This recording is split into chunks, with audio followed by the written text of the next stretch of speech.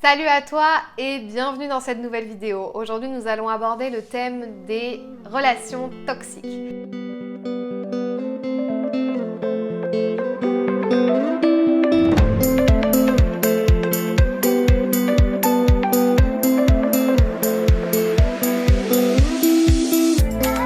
Je suis Fanny, coach en accomplissement personnel et coach d'artiste. Ma mission est de t'aider à développer pleinement ton potentiel. J'interviens dans les domaines de la confiance en soi, de la gestion du stress et des émotions et de la prise de parole en public. Je t'accompagne quotidiennement afin de gagner en assurance, en affirmation, d'avoir plus de présence et de charisme.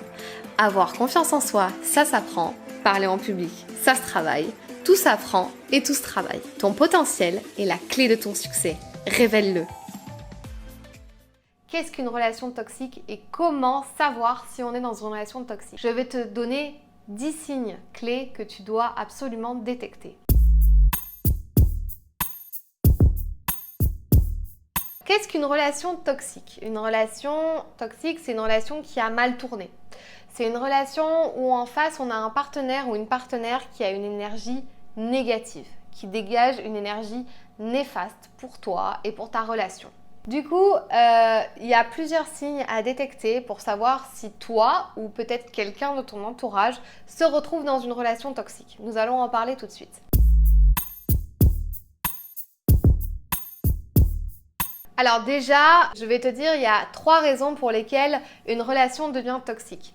La première, c'est que la relation était saine, était bonne au début et puis petit à petit il y a eu des événements qui se sont passés et petit à petit la relation s'est dégradée et est devenue toxique. Donc en fait ça a été progressif sans que tu t'en rendes compte et finalement le partenaire en face de toi est devenu de plus en plus invivable et presque néfaste pour toi. La deuxième, c'est que, entre guillemets, tu as choisi. En fait, tu ne veux pas voir que ton partenaire ou ta partenaire est comme ça, est toxique pour toi et tu ne veux pas te l'avouer et du coup tu restes dans cette relation-là parce que tu te dis que finalement cette personne, elle est au fond gentille, elle a des qualités et puis de toute façon c'est passager, du coup c'est pas grave, on n'y fait pas attention. La troisième raison en fait où tu te retrouves toi ou quelqu'un que tu connais dans une relation toxique, c'est en fait parce que tu penses que émotionnellement tu es assez solide et que de toute façon toi ça pourra jamais t'arriver, jamais tu tomberas dans ce genre de relation parce que tu es assez fort. Et du coup, tu te retrouves quand même dans ce système-là. Tu ne vois pas en fait. Tu ne vois pas et tu ne peux pas croire actuellement que tu es dans ce système-là. Il faut que quelqu'un ou quelque chose te fasse ouvrir les yeux.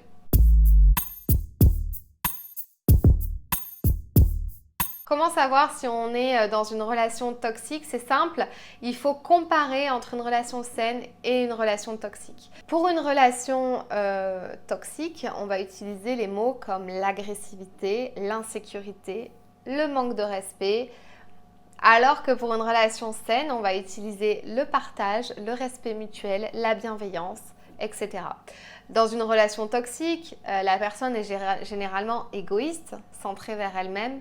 Elle ne te prend pas en considération. Le toxique ça peut être vraiment amené quotidiennement et de façon très abstraite, sans même qu'on se rende compte en fait. Les petits reproches par-ci, par-là peuvent être toxiques à la fin. La relation saine, c'est une relation donc bienveillante dans le respect, l'amour mutuel, le partage. Voilà, il y a toutes ces choses-là qu'il faut prendre en compte. Il y a aussi la liberté et le respect de l'un et de l'autre. Et puis, on va le voir dans les 10 signes. Quand il y a un manque de respect, c'est qu'on est dans une relation toxique.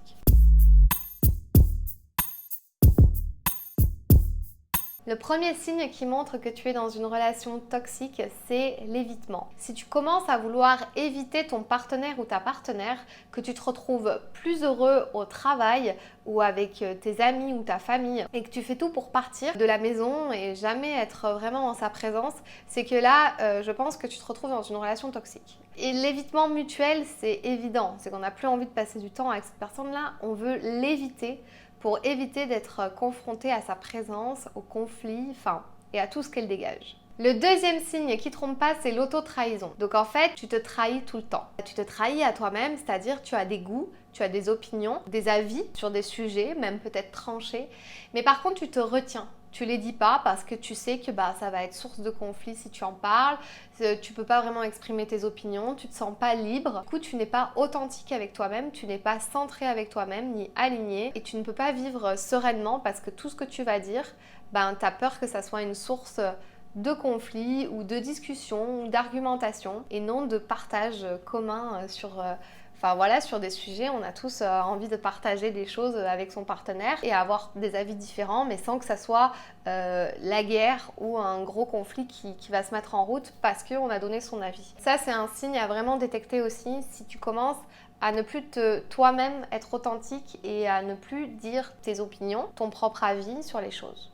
Le troisième signe qui va détecter si tu es dans une relation toxique, c'est en fait ton manque d'autonomie.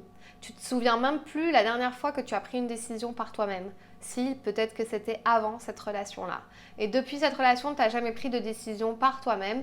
Tu fais toujours tout à deux, c'est toujours nous. Et jamais, en fait, ton avis à toi ne compte jamais. Il faut toujours faire comme l'autre a envie et ça, c'est pas bon.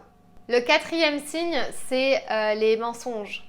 Quand tu commences un petit peu à mentir, à cacher la vérité, à pas dire les choses, c'est que là, il y a un souci. Ça veut dire que tu peux pas être honnête avec ton partenaire, donc ça veut dire que tu peux pas lui partager les choses honnêtement, que tu es obligé de lui mentir pour pas le fâcher, pour pas le contredire, parce que tu sais que ça va l'énerver si tu lui dis la vérité ou que voilà, tu préfères éviter les conflits, l'énervement, l'agressivité, donc du coup tu caches. Et là, c'est sûr que la relation, elle part sur un terrain qui est vraiment, vraiment mauvais. Le cinquième signe que tu dois détecter, c'est en fait quand tu as tout le temps droit à des reproches. Les reproches, les reproches, les reproches. Si ça s'arrête jamais, si tout ce que tu fais ne va pas, n'est pas juste, c'est pas comme ça qu'il fallait faire. Si en fait la personne en face ne te prend pas en considération comme un vrai être humain, qui existe et qui peut aussi avoir des réactions différentes, des façons de faire différentes dans la vie au quotidien. Si cette personne-là ne te prend pas en compte, ça veut dire que soit elle t'aime pas, soit c'est son mode de fonctionnement et c'est un mode de fonctionnement qui est néfaste pour toi et du coup il faut que tu te sortes de là pour vivre en fait pleinement comme toi tu as envie de vivre. Le sixième signe qui prouve que tu es dans une relation qui n'est pas bonne pour toi, qui n'est pas la bonne relation, c'est seulement en fait si tu fais l'état des lieux de ton sentiment intérieur, ton état, comment tu te sens. T'es triste, t'es malheureux, tout ça ce sont des états négatifs. Pas bon, ça veut dire que tu n'es pas heureux, que tu débordes pas de joie ni de bonheur, que voilà, il te manque quelque chose, donc du coup tu peux pas être heureux. Si tu te sens malheureux ou triste, c'est que vraiment tu as atteint un stade dans cette relation où vraiment il faut que tu arrêtes et que tu prennes la décision de vraiment te reprendre en main, passer à autre chose. Le septième signe qui peut être pas mal à détecter, c'est en fait si l'autre personne en face, ton partenaire ou ta partenaire, joue la victime en permanence. Donc ce qui est dingue parce que c'est elle qui te met en position de victime, mais c'est elle qui va jouer la victime. Donc en fait, elle va jouer la victime pour faire culpabiliser les autres ou toi-même. Et du coup, tu te retrouves toujours dans ce système-là où au final, c'est toi la mauvaise personne et cette personne-là est la victime. Du coup, si tu détectes ça, si dans ta tête tu te dis « Oh là là, il arrête pas de jouer la victime », et en fait, c'est que cette personne-là, elle joue à ça exprès pour pas passer pour la méchante personne du couple, de la relation. Et là, c'est néfaste. C'est néfaste parce qu'au final, c'est toi la vraie victime et pas cette personne-là. Le huitième signe, c'est cette personne qui est tout le temps jalouse ou envieuse. Admettons, tu gagnes plus qu'elle et du coup, cette personne-là, elle t'envie. Au lieu d'être fière de toi, au lieu d'être content pour toi, elle t'envie, elle est jalouse et ça va passer par des reproches, des critiques et d'où après le fait que tu vas commencer à cacher des choses, à pas dire, alors que ça soit pour le salaire ou des choses comme ça. Mais du coup, c'est pas sain. C'est pas sain, c'est néfaste, ça veut dire que vraiment tu te retrouves dans une relation qui est néfaste pour toi où tu peux même pas dire ton propre bonheur parce que tu sais qu'il va être critiqué, jugé et t'as pas le droit d'être une personne heureuse et bien dans ses baskets. Et ça, c'est pas une vraie relation saine, une vraie relation saine. La personne en face, elle est contente pour toi, elle est fière de toi et elle t'encourage. Le 9e signe, c'est toujours des drames, toujours des drames, toujours des drames, ça s'arrête jamais. C'est une relation qui est malsaine. Cette personne, elle est un petit peu manipulateur parce qu'elle va déjà te faire passer pour le méchant du couple ou de la relation. Elle va être la victime comme on a vu tout à l'heure. Et en plus de ça, elle va faire des drames. Pour plein de choses et en fait elle joue toujours la victime en faisant des drames. Cette personne-là est encore dans une position toxique. Et le 10e signe qui pour moi le pire et qu'on devrait jamais accepter, c'est le manque de respect. Si une personne t'a manqué de respect, que ça soit de façon verbale ou physique, pour moi c'est la situation de non-retour. C'est-à-dire que vraiment j'ai un avis très tranché sur ça, que ça soit une toute petite parole déplacée. C'est un manque de respect et tu ne mérites pas le manque de respect comme ça. Tu ne mérites pas de vivre ça.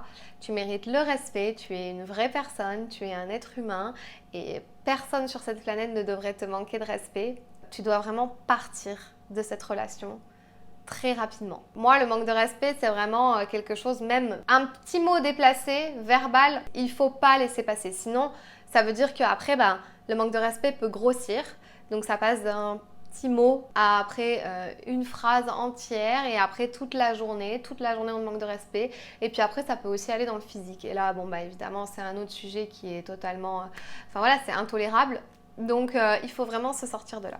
Du coup, j'espère que tu vas pouvoir détecter avec ces petits signes si toi ou quelqu'un que tu connais est dans une relation toxique. En tout cas, je suis disponible pour en parler si tu souhaites sur les réseaux sociaux ou sur mon site. Avec grand plaisir, si tu as encore des questions à ce sujet, tu n'hésites pas du tout à m'écrire. Je suis disponible et prête à répondre à toutes tes questions. Je te dis à très vite pour une nouvelle vidéo. Je suis présente sur tous les réseaux sociaux sous le nom de Fanny l'Esprit Coach et tu peux utiliser le hashtag Je suis la clé pour m'identifier sur toutes tes publications et sur toutes les photos.